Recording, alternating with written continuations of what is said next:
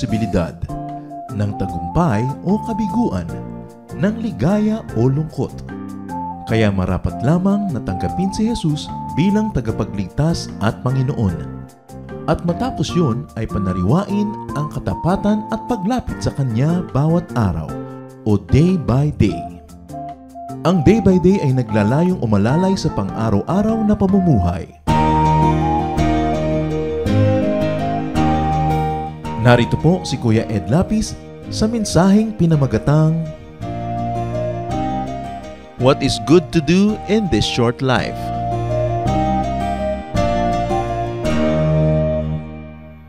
Marami pong pag-iisip ang buhay kung ano ang kahulugan nito. Lalo kung isang tao ay medyo lampas na sa middle age na tinatawag, parang ang bilis-bilis ng pagdaan ng panahon. Parang ay gabi na naman, ay Lunes na naman, ay bagong taon na naman, at parang kuminsan ay may panghihinayang, kuminsan ay merong konting depression na kasama yung ganyang comment, dahil lalo't medyo past middle age ka na, parang lumalapit na ang pagharap mo sa takip silim ng buhay. Past middle age, life seems to be passing very quickly, and people begin to think about the meaning and purpose of life once again. Parang pag teenager, nag-iisip ng what is life, what is the meaning of life, then malilimutan yon dahil magiging busy, mag-aaral, magtatrabaho, will raise a family, will try to survive, or even prevail. And then again, the cycle will begin. Kaya sabi nila siguro, life begins at 40. Kasi pagkatapos nun, magsisimula ka na mag-isip ng mga bagay na pinag-iisip mo nung teenager ka. Ecclesiastes 6:12, life is short and meaningless, and it fades away like a shadow. Who knows what is best for us? Kaya sa atin pong pag-aaral ngayon, itatanong natin, what is good to do in this short life? Maiksi naman talaga ang buhay.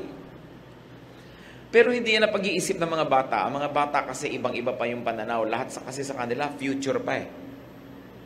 Lahat ay iniisip pa, kailangan ko matapos mag-aral, kailangan ko magkatrabaho, magkaroon ng asawa, magkaroon ng anak, mamaya magkaroon ng apo. Pero pag nandun ang lahat yun, nag-iisip ka na namang, ano pa ngayon ang natira sa akin? Kaya kadalasan, pag mayroong konting edad na, nagiging sentimental, mapaghanap, gusto yung mga tao laging nandun, lahat ng anak dumating, dumalaw, kasi para bang nabibilang mo na ang mga privileged days mo in life. Pero kahit hindi ka pa dumarating sa middle age or lumalampas dito, dapat maaga pa lang pinag-iisip mo na what is good to do in this short life para walang maaksayang panahon. And what to do in this short life, especially in the second and final half of life. Kung mabubuhay ka ng 80, di 40, kalahati na. Kung 90, di 45. Kung 70, di 35. Kung 60, di 30. Kailan ba ang midlife ng isang tao? Hindi natin alam. Kaya dapat walang sinasayang na panahon. At yan ang gusto ng Diyos para sa atin, na huwag masayang ang ipinahihiram na sandali, na malubos natin at masulit ang panahong ipinahihiram sa atin. So what should be there to do in this short life? Ama namin sa langit, salamat sapagkat kami mahal mo, pinahihiram mo ng buhay, pinahihiram mo ng katawan na ito para malasap namin ang lahat ng mga ligayang katawan lang ang makakalasap. Salamat, Panginoon, sa ipinapahiram yung panahon. Nawa, matuto kami habang maaga at nang sa ganon, lahat ng nais mong maramdaman, maranasan, matutunan, magampanan namin ay mangyari. Enable us, O God, to see your face, to receive blessings from you. We like to hear your voice. Speak to us, Lord. Use your servant only as your tool, as your instrument, but be our teacher, be our healer, be our friend. In the name of Jesus, your Son, our Lord, we pray with thanksgiving. 1 Chronicles 4:10, Jabez cried out to the God of Israel, keep me from harm so that I'll be free from pain. And God granted his request. So ano po ang ginawa natin yan? At anong dapat natin gawin sa maiksing buhay na ito? Minimize pain. Dapat paliitin natin, pakontiin, padaliin yung mga panahon na merong nararamdaman tayong masakit. More than physical pain, ang pinag-uusapan natin dito mga kapatid is emotional pain. Sasandali ang buhay. Halimbawa mo, 8 hours a day nakakatulog ka, di 1/3 of your life tulog ka. Kasi 1/3 of a day is 8 hours. So kung nabuhay ka ng 60 years, 20 years kang tulog. So ilan na lang oras ang natirang gising ka a day? Let's say, another 8 hours professionally, nagtatrabaho ka, may ginagawa ka, and then all the other 8 hours, so ka naliligo, naglalaba, gumagawa ng mga kono-ano. Ilang oras talaga ang meron kang daladalang pain? Dapat iksian yan. We should minimize pain. And what brings about pain in life? Conflict. We should minimize conflict. Yung meron kang kalaban, meron kang kainitan ng ulo, meron kang kakumpetensya, alangan namang araw-araw sa iyong buhay. Alagaan mo na may ganon. So pag may conflict, what should you do? You harmonize or you avoid. May conflict ka sa iyong biyanan, alangan namang buong buhay may conflict ka. Alangan mang habang nandiyan siya, nandun ka, may conflict kayo. Gusto mo bang gano'n ang buhay? So what should you do? You harmonize or you avoid. Hindi mo talaga ma-avoid, hindi kailangan bumukod ka ng tirahan, lumayo ka ng konti. Pero mas maganda, harmonize. Pag-aralan mo yung mga bihilig niya, yung gusto niya, sakyan mo na lang, hindi mo na kamamatay. Ganon din naman yung biyanan sa manugang, yung kapatid sa kapatid. Kasi ang hirap ng buhay natin pag may conflict. Meron naman mga tao, wala nang conflict, lumilikha pa ng conflict. Nangiintriga, gumagawa ng gulo, naghaharap ng kalaban, then pain comes into your life. Another bringer of pain is trouble. Awayan. Siyempre, yung conflict, pag lumaki, trouble na. What should you do, therefore? In this short life, make peace.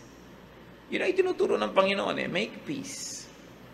Sandali ka lang mabubuhay, uubusin mo pa sa trouble, pwede ka namang gumawa ng paraan para maging peaceful ang iyong buhay. Sa peace naman, dalawa lang yan manalo ka o magpatalo ka para may peace. Lagi kayo nagko-conflict mag-asawa, hindi ka naman manalo, magpatalo ka. Kasi kung talo ka na, wala nang labanan. Yung mga pagpapatalo na madali lang naman, halimbawa gusto niya yung aircon malamig, ikaw giniginaw, doble mo lang kumot mo. Magpatalo ka na lang para peaceful. Pero kung mananalo ka, di manalo ka, syempre gusto rin naman niya siya ang manalo. Lalo sa pag-ibig, hindi mo dapat goal manalo. Dahil sa tunay na pagmamahalan, pareho lang kayong bihag ng isa't isa.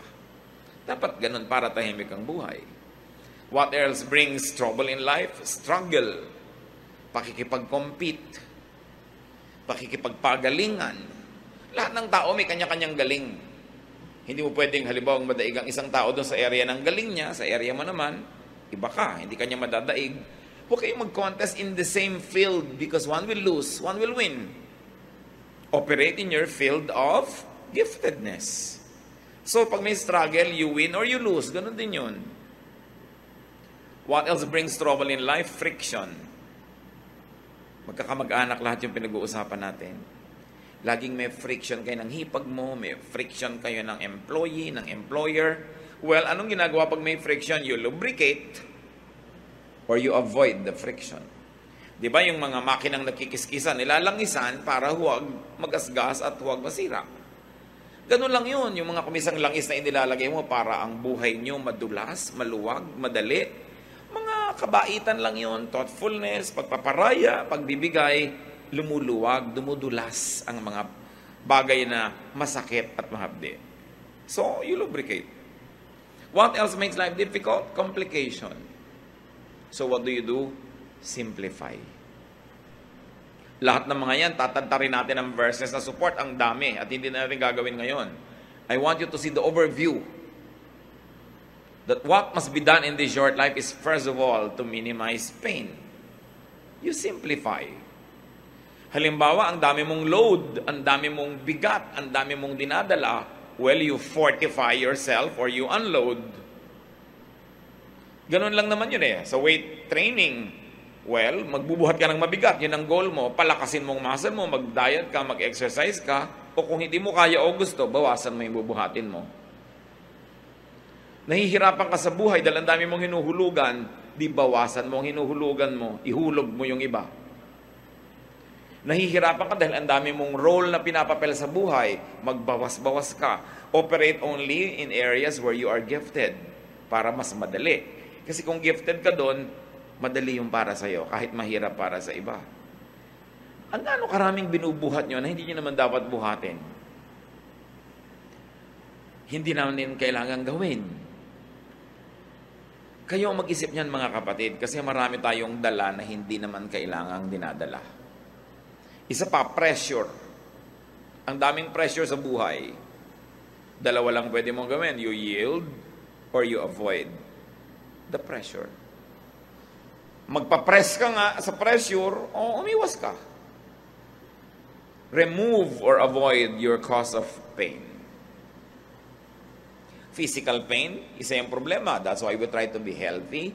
We try to live a balanced life para mabawasan natin yung pain or ma-avoid. Emotional pain, halimbawa. Spiritual pain. Pag alam mong lumalabag ka sa kalooban ng Diyos, hindi ka mapakali, may guilt feelings ka, ba't ka lumalabag? Di sumunod ka na lang. Mahirap pong sumunod. Di ba nahihirapan ka rin naman sumuway? Pareho lang mahirap. Di doon ka na sa pagsunod, wala ka pang guilt. Nagigilty ka pala, hindi ka mapakali. Pastor, binabagabag po ako ng konsyensya ko dahil meron po akong affair. Di tanggalin mo. Alam mo palang nababagabag ka eh. Simplify life para mabawasan yung pain. So you remove or avoid the cause of pain or desensitize yourself to pain. Bakit tayo may mga kalyo na tinatanggal nila pag nagpapa-foot spa ka? Kaya kami kalyo dahil laging gumagasgas yung sapatos, may conflict, di ba? Merong friction. Yung sinusuot mo sa paa at saka yung paa mo. So sa area na laging may kiskisan, may friction, yung paa mo gumagawa ng paraan para huwag masaktan. Naglalagay ng kalyo. Tapos tatanggalin mo pag nagpa-foot spa ka, di masakit uli. Hayaan mo marami kang kalyo para di ka masaktan. Kita mo yung mga tao makakapal ang paa, nakatapak na ng thumbtacks, di pa nalalaman. Ang kapal ng paa eh. Kaya kailangan sa buhay mga kapatid, kung minsan kinakapal-kapalan mo. Medyo makapal-kapal ang mukha natin para hindi tayo laging nahihiya. Kinakapal-kapalan mo ang sikmura mo para marami kang pwedeng kainin na hindi nasisira yan. Physically, emotionally, and spiritually. Huwag kang masyadong maramdamin. No? Palang hingi ka naman, hindi mo naman maiwasang hindi humingi dahil wala ka naman talaga at hingi ka ng hingi. Kapalan mo na ng konti. Hindi yung pag napagalitan ka, nagdaramdam ka pa, pero tinatanggap mo rin naman. Learn to adjust. To minimize your pain and your sorrow. Kaya tayo pag inooperahan, nilalagyan ng pampamanhid para hindi tayo masaktan. Hindi laging mabuting maging manhid. Pero pag walang gawa ka na dahil talaga namang may pain, nakakatulong maging manhid din. Ayaw sa'yo ng biyanan mo, lagi ka nalang halimbawa dinadabog-dabugan. Magmanhid-manhidan ka nalang dyan. Wala ka namang magawa, ginagawa mo na lahat para magustuhan ka niya. Nagmamano ka, ayaw iabot yung kamay, mahali ka, iniiwas yung mukha. Lagi mo pa rin gawin.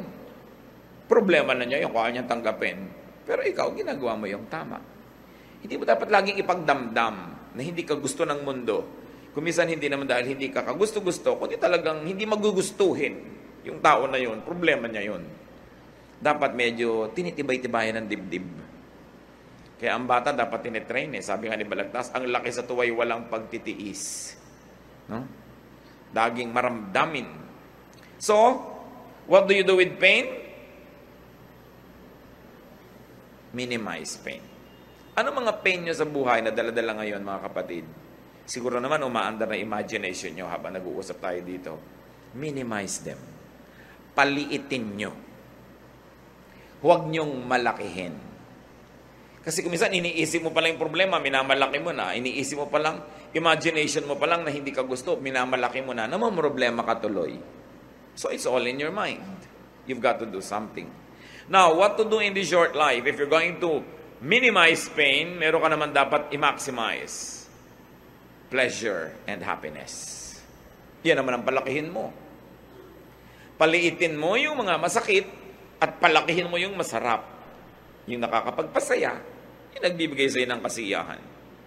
Ecclesiastes 5:18-19, "This is what I have observed to be good. It is appropriate for a person to eat, to drink, and to find satisfaction in their toilsome labor under the sun during the few days of life God has given them. For this is their lot. Moreover, when God gives someone wealth and possessions and the ability to enjoy them, to accept their lot and be happy in their toil. This is a gift of God." Sa inyo, may makakain ka, kainin mo ng buong saya. Meron kang masarap na inumin, inumin mo. Meron kang ginagawa, enjoyin mo ang bunga nun. Hindi trabaho ka lang ng trabaho, tapos tipid ng tipid ng tipid ng tipid.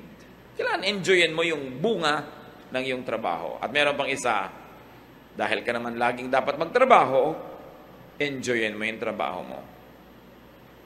Paano naman po ako mag-enjoy? Ako'y taga-abot ng ticket sa toll gate. Humaba na nga po yung kanang kamay ko. O yung kaliwa. O di enjoyin mo.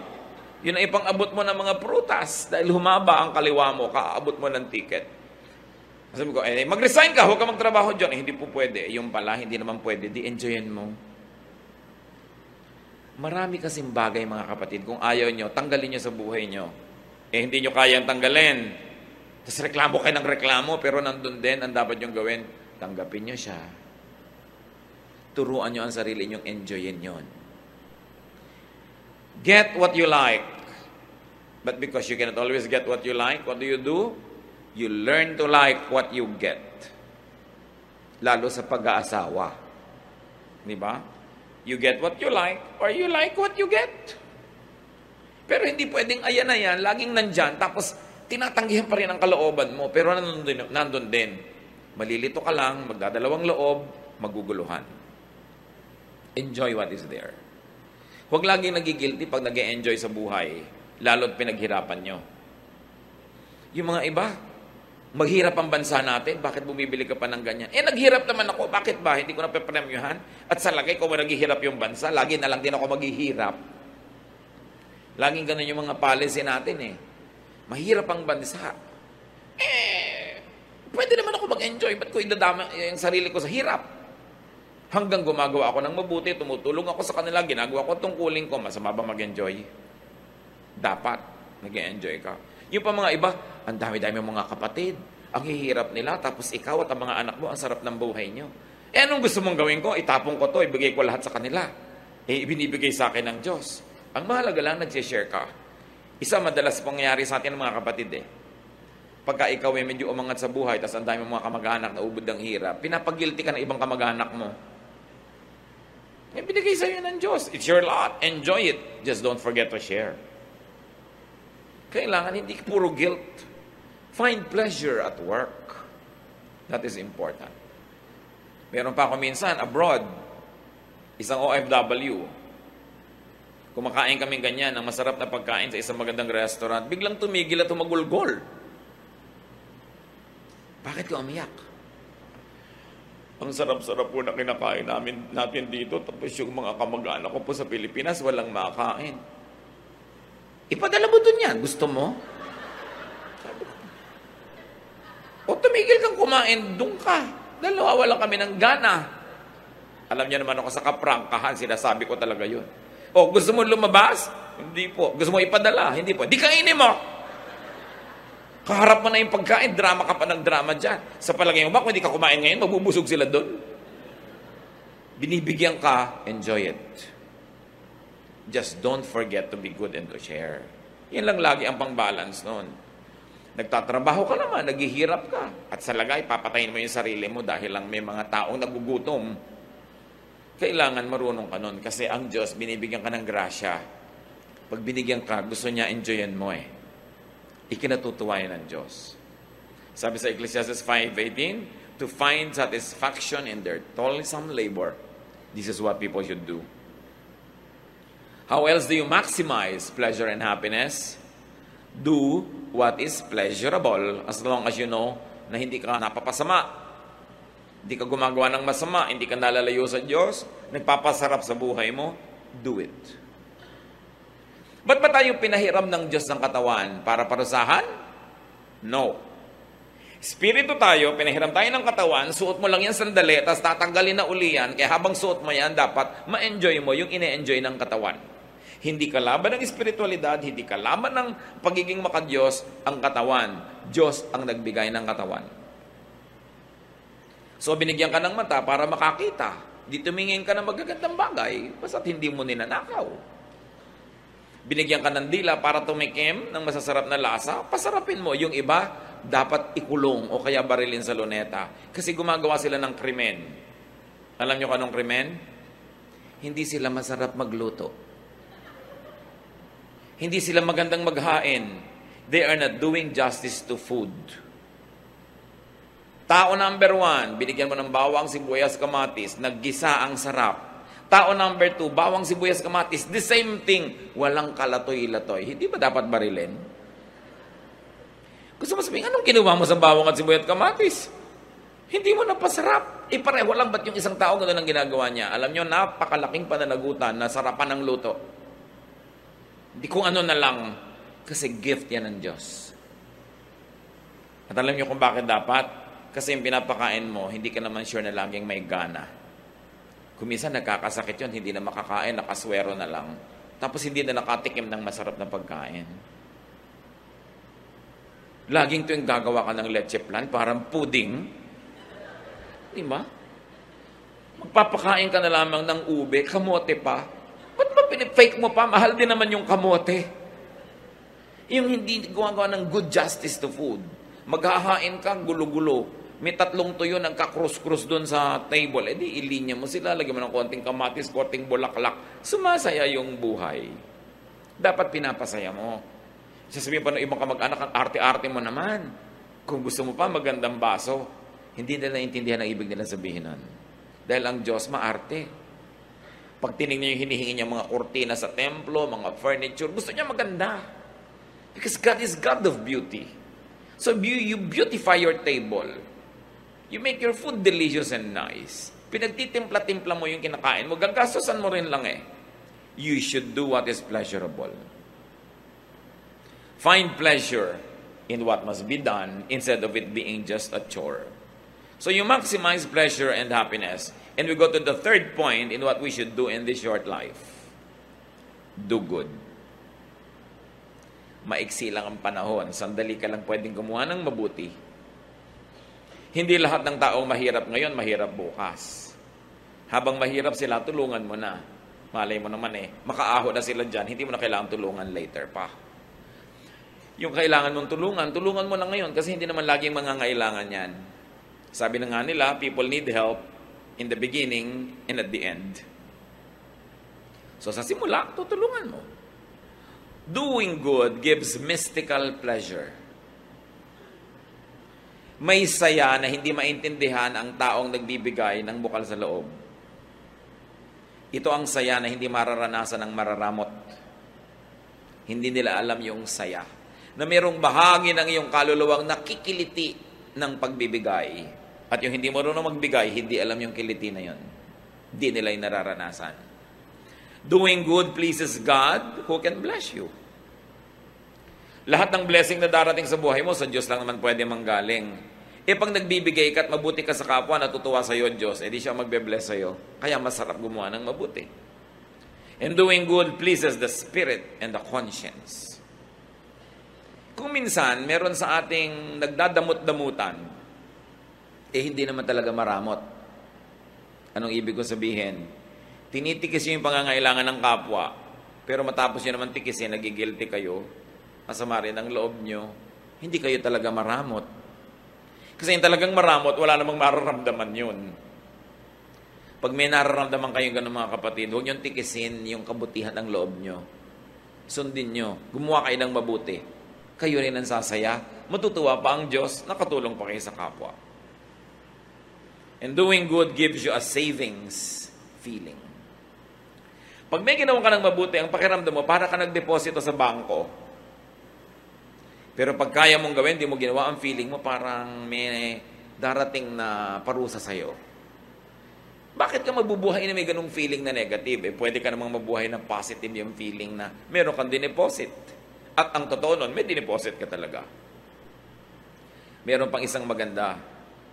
Dahil alam nating lahat tayo ay haharap sa Diyos, doing good makes facing God an anticipated pleasure. Pagtadtad ng kabutihan ng buhay mo, hindi ka natatakot humarap sa Diyos. Excited ka pa nga dahil may awarding ceremony. Dahil alam nating marunong maggantimpala ang Diyos. Ngayon, pag hindi ka gumagawa ng dapat mong gawing mabuti, halos natatakot kang humarap sa Diyos. Kaya lalong nagiging doble ang takot sa kamatayan. Dahil may paghuhukom.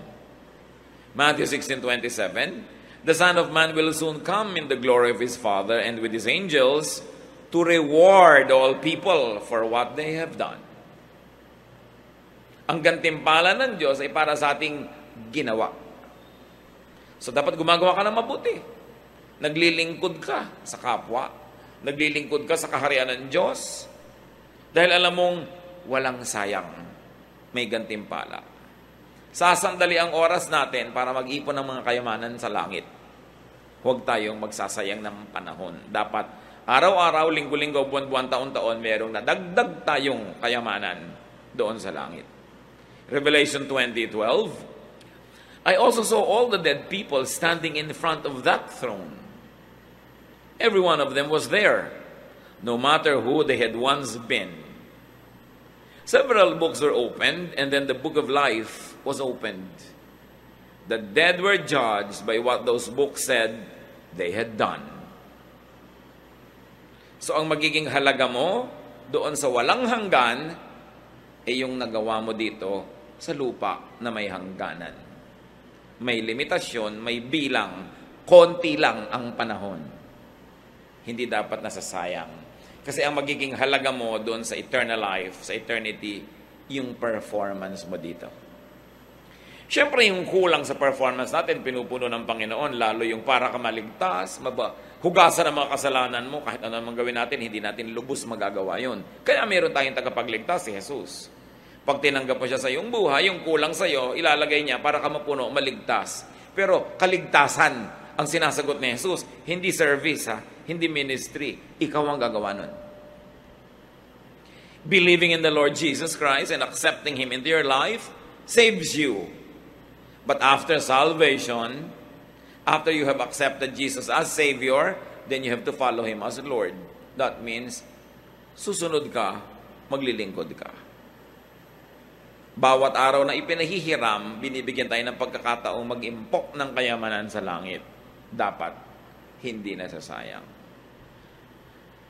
At habang gumagawa tayo ng mabuti, yung iba naman may nalilimutan. Kaya paalalahanan natin, do not forget to do and do not neglect doing good to yourself. Kasali ka, kapatid, sa gagawan mo rin ng mabuti. Yung iba ang buti-buting anak, ibinigay na lahat sa magulang. Ang buti-buting kapatid, ibinigay lahat sa kapatid. Pero pag tiningnan mo siya, mukha siyang naghihingalong tipaklong kasi hindi siya kumakain ng masarap, hindi siya nagbibihis ng maganda, wala na siyang fun, wala siyang pasyal. Hindi yun. Dahil ang sabi sa Mark 12:31, love others as much as you love yourself. So what is the presumption here? That you love yourself. And it's not bad. God likes you to love yourself. Because you are not your own. You are God's. You were bought at a price. So, you are God's property, and you must love all of God's properties, including yourself. Yung iba, minamasama nila pag mahal mo ang iyong sarili. Hindi. Ang sabi ni Lord, mahalin mo ang kapwa mo, gaya rin ang pagmamahal mo sa sarili mo. In other words, okay lang sa Diyos as gusto niyang mahalin mo ang sarili mo. Kaya lang, mahalin mo rin yung iba. Tulad ng pagmamahal mo sa sarili mo, hindi sarili mo lang. Yun ang point. Hindi sinasabi sa ating, huwag mong mahalin ang sarili mo at iba lang. Sabi niya, mahalin mo sila gaya ng pagmamahal mo sa sarili mo. Dahil nakakatiyak ang Panginoon na kung susundin natin yon, mabuti tayong magmamahal ng kapwa. Dahil mabuti naman tayong magmahal ng sarili. So malaking crime na to love yourself. Because when you don't love yourself, you have no love in you, and you cannot give what you do not have. Love others, but love yourself also. Isa pa pong kinakatakutan lagi ng mga tao, ano mangyayari kaya kinabukasan? Ano mangyayari sa future? Marami yan, mahilig magtanong. Naku, pastor, malapit na yata mag-unaw ang mundo, bumabaha na po sa ano. Luma na yan, mas malaki yung baha ni Noah. Wala nang tatalo pa doon. Hindi bago yung baha-baha na yan. Bakit po ganyan? Parang naiiba ang klima. Maraming beses ang nag-iba ang klima ng planeta, kaya lang wala pa tayo nun dito, kaya di natin alam. Nag-iiba lang yan, huwag kayong matakot. God is God of climate. May nagaganap ba? May lumalaglag ba kahit isang patak ng ulan sa lupa na hindi alam ng Diyos? Na hindi niya pinayagan? Tumabingi na daw yung mundo. Tumabingi na ngayon nung Noah's flood, kaya nagkaroon ng season. Kaya magpatiwa-tiwarik, yung mga nasa Australia nga, nasa ilalim. Hindi pa rin sila nalalaglag. No? Marami tayong mga pinoproblema na hindi naman natin dapat problema kasi hindi tayo Diyos. Naku, paano po kaya ang global warming? Diyos ka ba? Hindi po. Huwag pakialaman. Magtipid ka ng kagagamit mo ng aircon. Huwag kang magbutasin yung ozone layer. Have an environment-loving lifestyle. Yun ang pwede mong gawin. Pero hindi mo kayang pigiling matunaw yung mga bundok-bundok na yelo sa North Pole. Paano ko kung lububog ang mga mabababang lugar? Di tumira ka sa ibabaw ng Mount Mayon. Alam niyo kung bakit napakarami ngayong taong nasasalanta ng mga baha? Kasi hindi naman natin dapat tinitirhan yung tinitirhan natin ngayong mga lugar Bakit ka lumulubog sa mga ganyan-ganyan? Kasi naman yung architecture na ginagawa natin hindi bagay sa ating klima. Kaya nga yung mga sinaunang bahay sa Pilipinas, may mga silong, matataas ang silong. Natural, bumabaha pagkatagbaha. Kung mataas yung silong mo, hindi ka lulubog. Nakabunggalo ka, lulubog ka nga. So, sinisisi mo yung Diyos. Diba? Taasan mo ang bahay mo. May silong ka pa. No? Mahirap kasi bunggalo-bunggalo lang yung mga bahay ngayon. Diba? Ginagaya natin yung mga bahay sa Amerika na ngayon, lubulubog na rin yung mga bunggalo nila. Yung mga tabi ng ilog, tinitirhan natin. Hindi naman tinitirhan yan Tapos yung mga gilid ng ilog, sinasakop mo, hindi naman sa'yo. Pagkatuloy dumating yung maraming ulan, walang puntahan, di natural, papasok sa bahay mo, dahil nandun ka Ang dami-dami pang lugar sa planeta na walang bahay. Hindi rin binabaha. Mali lang ang lugar ng mga tao. Kaya dapat yan, iniisip natin, huwag kayong mga takot sa mga ganyan. Because God is God. No? At kung gusto ba niyang ilubog ang lahat, tulad nun, di ba binuhay niya si Noah? Dapat ang isipin nyo, sana pag pinalubog ng Diyos ang lahat, maisipan naman niya akong buhayin. So, i-please mo ang Diyos. Dahil siyang may hawak Huwag mong hawakan yung hindi mo kayang hawakan. Huwag mong problemahin yung hindi mo kayang lutasin. At pag walang kalutasan, hindi problema yan. Dahil ang problema, may kakambal na solusyon. Pag walang solusyon, therefore, hindi problema. Hindi dapat pinoproblema kasi walang solusyon. Tanggapin mo lang, mag-adjust ka. Iniisip mo ano kaya mangyayari from ganito, pagdating ng panahon, para kayo sumaya. What to do in this short life, mga kapatid? Live by the day. Hindi mo alam ang mangyayari sa isang taon, pero alam mo ba nangyayari ngayon? Opo, edi ngayon ka mabuhay. Kasi itong alam mo, bakit fast forward mo yung wala pa? Matthew 6:34, don't worry about tomorrow. It will take care of itself. You have enough to worry about today. Tanim niyo sa isip niyo yan. Huwag mong alalahanin yung bukas, aalagaan niya ang sarili niya. Ang alalahanin mo lang yung ngayon. At siguradong yung ngayon, kayang-kaya mo yan sa tulong ng Diyos. Nanghihina lang ang loob mo kasi yung mga darating pa, sinosolve mo na ngayon. Pag nating niya, tsaka mo solven. Malay mo na, pagdating nun, wala ka na rito. Tapos pinoblema mo pa, doble lugi mo. Enjoy the day, savor the moment. Ang araw na ito, pahiram, gamitin mo mabuti. Yung nakaraan, kahapon, kumbaga sa pera, nagastos na yon, wala na. Yung bukas, promissory note lang yun. Hindi mo nga alam kung matutupad o darating. Ngayon lang yung cash. Spend it. Enjoy it. Huwag mo rin sobrang isave kasi yung gastos mo bukas, bibigyan ng Diyos ng panibagong budget. Binadgetan ka ngayon, di mo ginastos. Nilaan mo bukas. Bukas may iba na naman budget yun eh. Because the blessing of the Lord is new every morning. It's new, hindi siya kulang. Kung minsan, you're playing too safe, so para ka rin magtipid, hindi ka na nag-enjoy. Although, magbuti naman nagsisave ka kahit paano. Kaya dapat binabalance mga kapatid. Dapat alam mo rin how to enjoy the day. Kasi ang araw na ito, pag hindi nyo na-enjoy, hindi na ito babalik kahit anong gawin nyo. Tapos na to. So habang narito, lasapin. Bukas, may panibagong grasya. Bukas, nandun pa rin ang Diyos. Napakaganda ng inilaan ng Panginoon para sa atin. Sabi, no eye has seen, no ear has heard, no mind has conceived what God has prepared for those who love Him. Ibig sabihin, papaganda ng papaganda yan, hindi papangit. Huwag ka masyadong magpatakot sa mga nananakot lagi. No? Ang mahalaga, please God. Trust God. Enjoy the moment. Do good. And another thing, brothers and sisters, don't always hurry. Huwag kayong lagi nagmamadali. Pag lagi ka kasi nagmamadali, nakakalimutan mo nang lasapin yung ganda ng ngayon eh. Okay, natapos mo nga lahat ng gagawin mo. Mauubusan ka ba naman ng gagawin? Di ba? Hindi naman. Hindi naman yan nauubos. Pero ang nawala sa'yo, yung araw na yon, yung enjoyment na para sa araw na yon, forfeited na yon, tapos na. Siyempre naman, kung may deadline ka, dapat magmadali. Pero huwag mong gagawin yung buong buhay mo ay isang buong pagmamadali. Kasi sandali lang ang panahon dito. Dapat marunong rin mag-pacing. How do you enjoy the day, brothers and sisters? Don't live on rewind or fast forward. Huwag kayong magpatali sa nakaraan. Tapos na yun eh. Huwag nyo ring laging isipin yung darating pa dahil wala pa yon. Itong moment na ito, pag inubos ko sa pag-iisip ng nakaraan, hindi ko na-enjoy yung moment na ito dahil nadoble yung oras na binigay ko sa nakaraan. Right? Ngayon, pag inisip ko yung darating pa, nadoble yung oras pa darating pa. Yung pag dumating na siya at yung ngayon ay binibigay ko na sa kanya. Sinong nanakawan? Yung ngayon. Do not give to yesterday, do not give to tomorrow by stealing from today.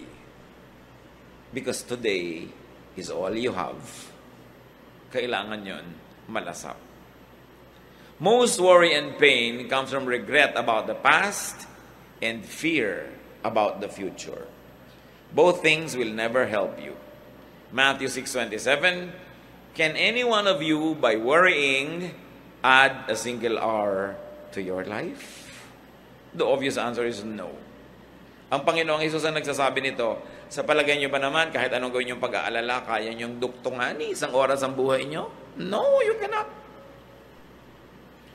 Hindi nyo pwedeng dugtungan, pero pwede nyo paiksiin. Pwede nyo bawasan, mahaba man. Kung sa hinaba-haba-haba nun, wala ka namang nalasap na gustong malasap ng Diyos. Gusto ng Diyos na malasap mo. Philippians 3:13, sabi ni Paul, kaya ako, I forget what is behind and I struggle for what is ahead. Yung tapos na, tinatapos ko na yan. Nililimot ko na yan.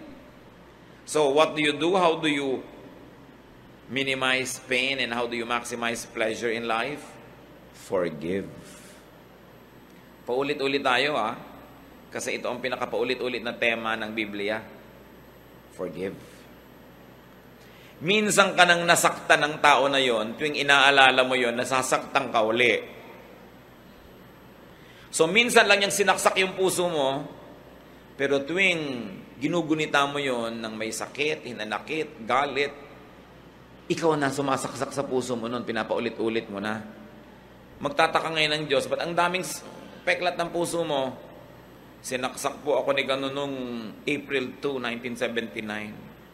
1979. Ba't ang daming sugat? Pagkatapos po nun, sinaksak ko ulit sa sarili ko, paulit-ulit, dahil inaalala ko siya. Ano sasabihin sa'yo ng Diyos?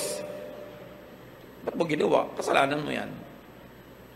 Minsan ka na palang nasaksak, dapat limutin mo na para hindi ka na masaksak ulit.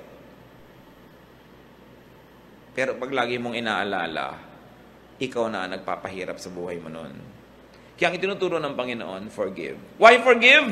Kasi hindi mo na pwedeng ibalik yung panahon. Nangyari na eh. Magpatiwati-wari ka man dyan, hindi na maibabalik. So magpatawad ka para yung natitira pang oras sa buhay mo, huwag madamay dun sa nasira na noong nakaraan. Lumalaki yung sira abang di ka nagpapatawad. And while it is difficult to forgive, also try to forget. Gaano karami mga nariyan, may mga hinanakit kayo sa magulang nyo, hanggang ngayon nandiyan sa puso nyo. Dahil napakaraming nabasag na palayok sa mukha nyo yung nanay nyo. Diba? Dahil may initin ng ulo, sa inyo galit na galit. Pero yung iba nyong kapatid, hinihimas-himas pa niya yung mukha. May ganun eh, diba? Okay, unkind sa yung magulang mo nun. Eh, nung pa yun, tapos na. Habang inaalala mo ngayon, ikaw na yung unkind sa sarili mo. Dapat mo malaman, ikaw na gumagawa niyan dahil hindi na nila uulit. Nasaan ba yung magulang mo noon na hinahataw ka ng palayok? Patay na po. Eh, ba't ang dami pa rin pasa? Eh, hinahataw-hataw ko po sarili ko eh. Naala-alala ko.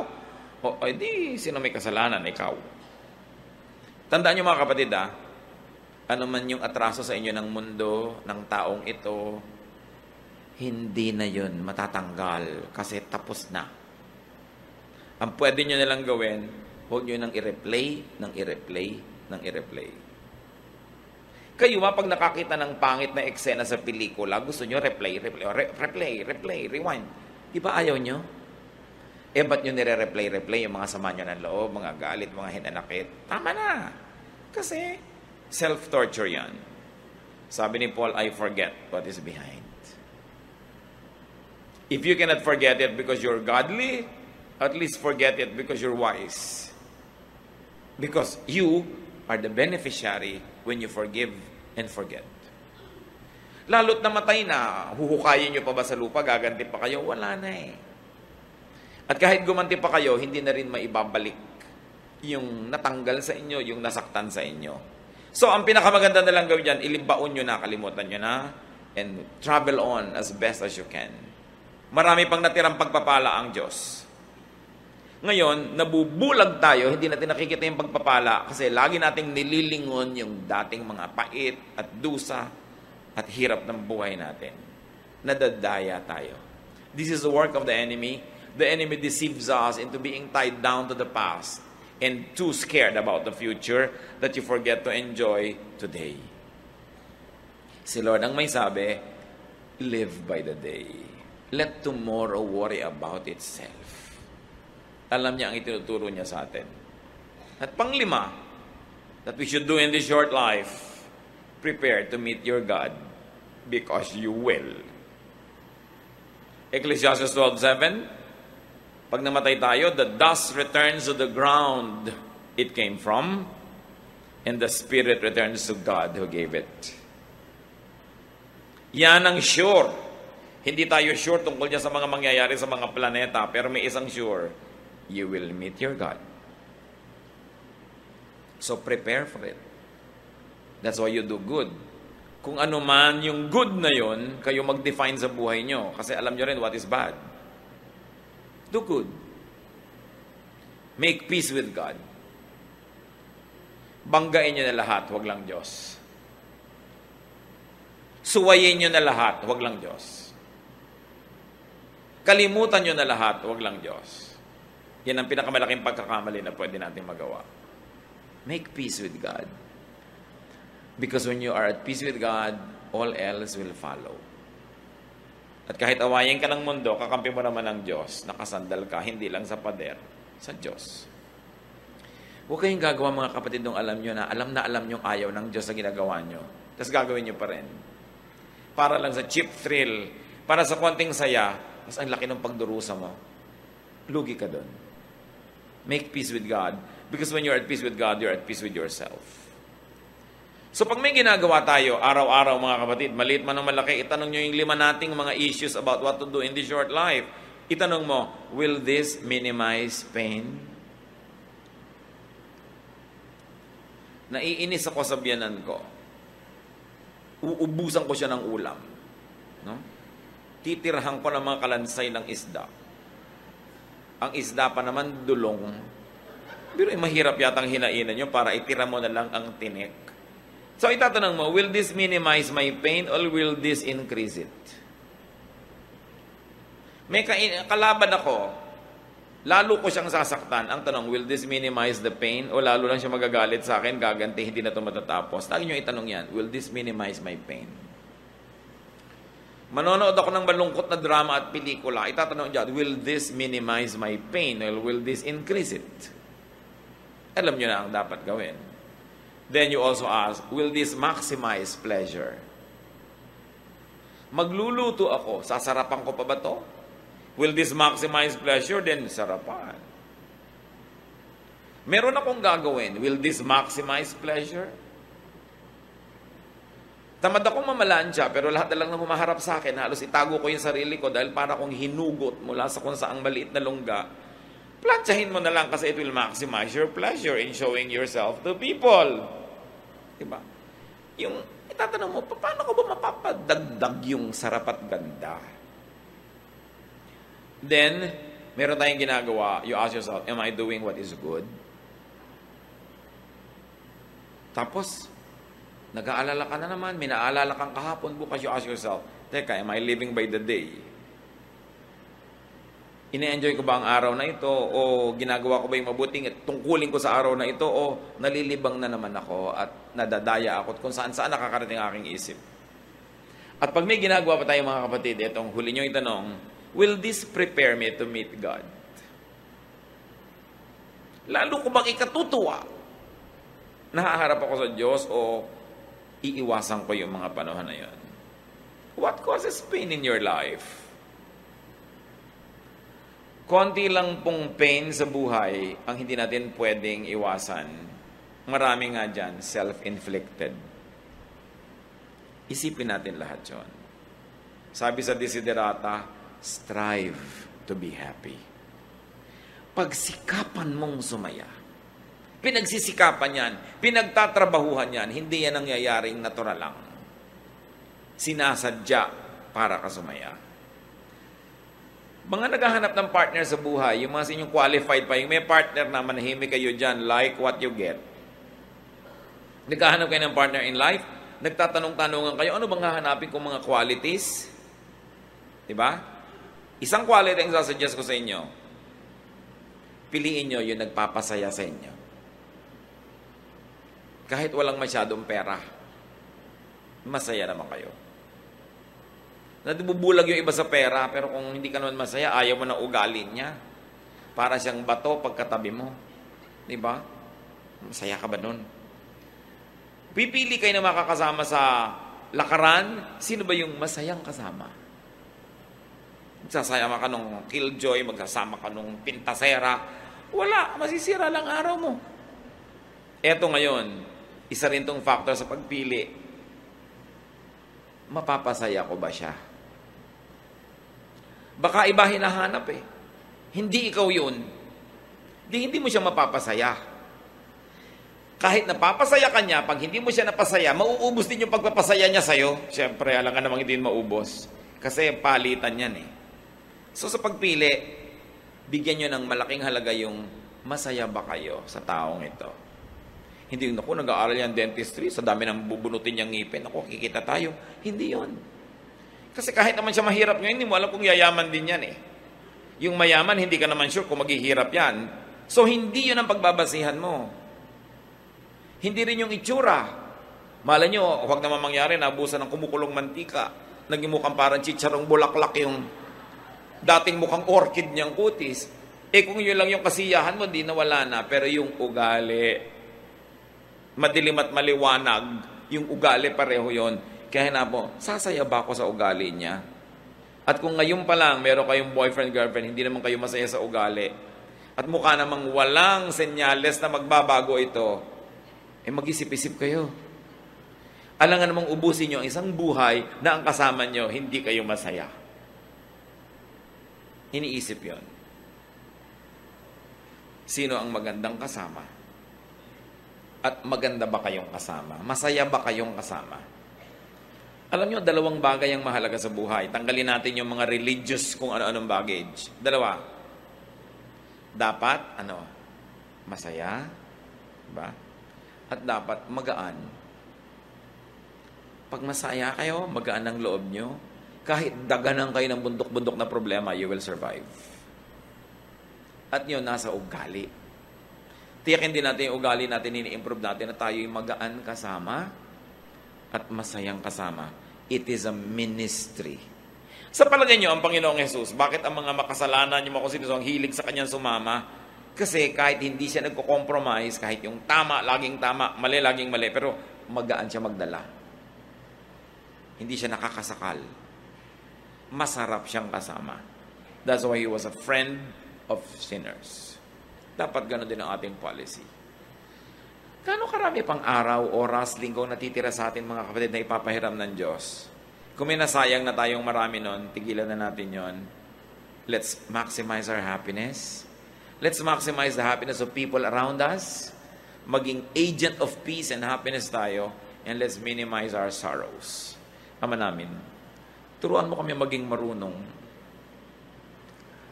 Ma-identify namin yung nagpapalungkot na pwede naming alisin, nagpapahirap na pwedeng bawasan o buong-buong bunutin sa buhay namin.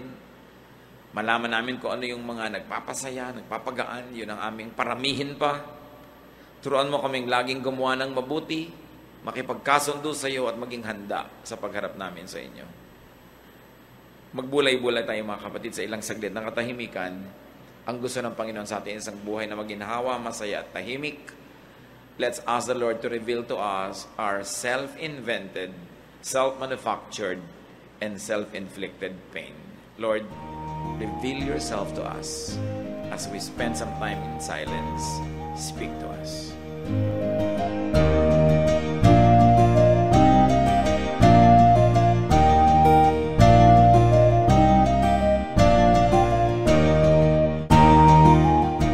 Ang katatapos pong mensahe ni Kuya Ed Lapiz ay pinamagatang What is good to do in this short life?